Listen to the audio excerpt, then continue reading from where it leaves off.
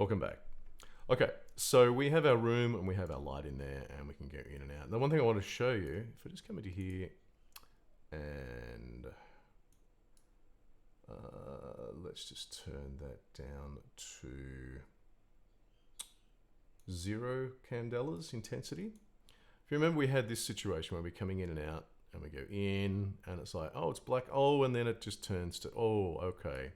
Now, this can be really annoying if you're trying to create a level.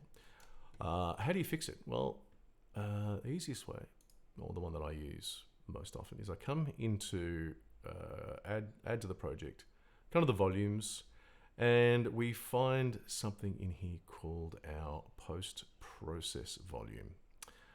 If we grab one of those, drag it in, and then go to our details, you'll see we have a whole lot of different things down here, which if you're interested, play around with them by all means. You can get some really interesting effects. The one that's going to help us here is our exposure. If we go down to here, we've got min brightness and max brightness. You'll see it's got 0.3 and 0.8. If I go and select those and put 1 in both of them, you see nothing changes out here. Looks the same. If I now go in here though, with any luck, oh, it didn't work. Why was that? Okay, the reason is by default, our volumes only affect us if we're actually in the volume. But what we can do, if we go right down to the bottom, we have a setting called infinite extent unbound. So I'm going to select that. Okay, and we saw something change there. And we should see now, if we go in here, it remains dark. So that stops that from happening. It's a nice little thing to know. So Control-Shift-S is going to save everything in my project. And what we want to do is, let's just turn this back up. So,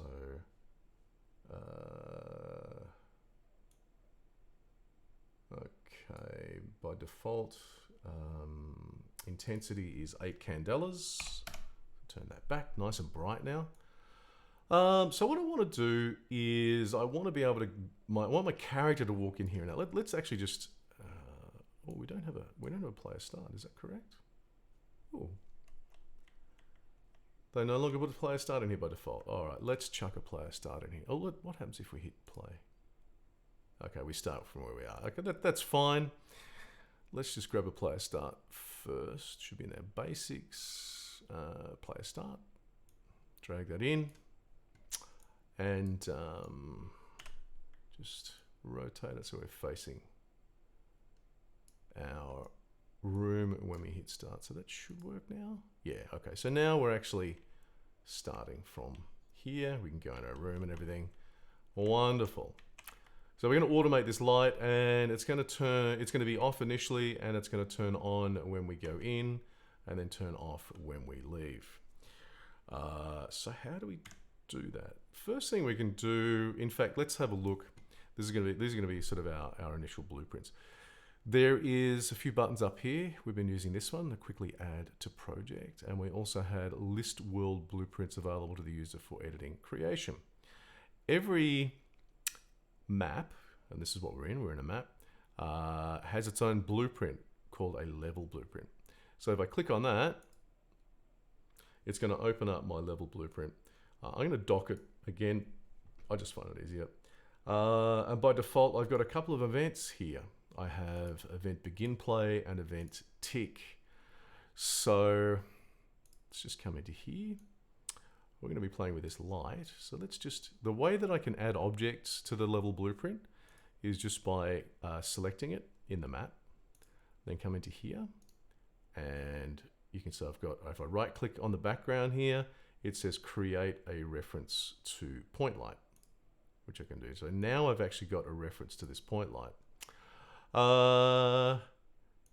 So how do blueprints work? Well, we have these little wires which we can drag from. You can see we've got a connector here, and we also have these little points here.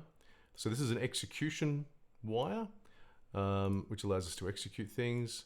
this is gives us access to reference within the light. So for instance, if I type visible, I can set visibility. We can see we've got light component, point light component. Doesn't really matter. It's really any of these we can select. So set visibility. It gives us our light component. So we're using the light component part of the point light, and you can see these are all connected by our wires. And then we're calling set visibility for our point light. And you can see we've got new visibility, and we've got the option to propagate to children. This is a Boolean if you have some programming experience. So this is an on-off. If we select that, it'll put it on. If we select it off, it'll go off. To make that run, when we actually begin the level, we just connect it to begin play. So you can see you've got this kind of like triangle thing here, another triangle one there. So we just drag and hit it there. And then we've got to set visibility to off. Now, where's the compile button gone? Oh, here we go. They've moved it. Compile is now up here. So I've been using Unreal 4 pretty full on for a while. So compile just here. Now I've got a green tick. It's all good. Fantastic. Let's go back. Little star tells me that my level is not saved. Control Shift S means it's now saved. If I hit play, I haven't tested this in Unreal 5 yet, but I'm hoping this works. It should be, the light should be off now. So hit play, oh, there we go. So that's off, fantastic. So that's working. Okay, look again, I might just pause again and come back, just trying to break these up into videos of sort of maybe under 10 minutes or so. So I'll come back and we'll look at the next part.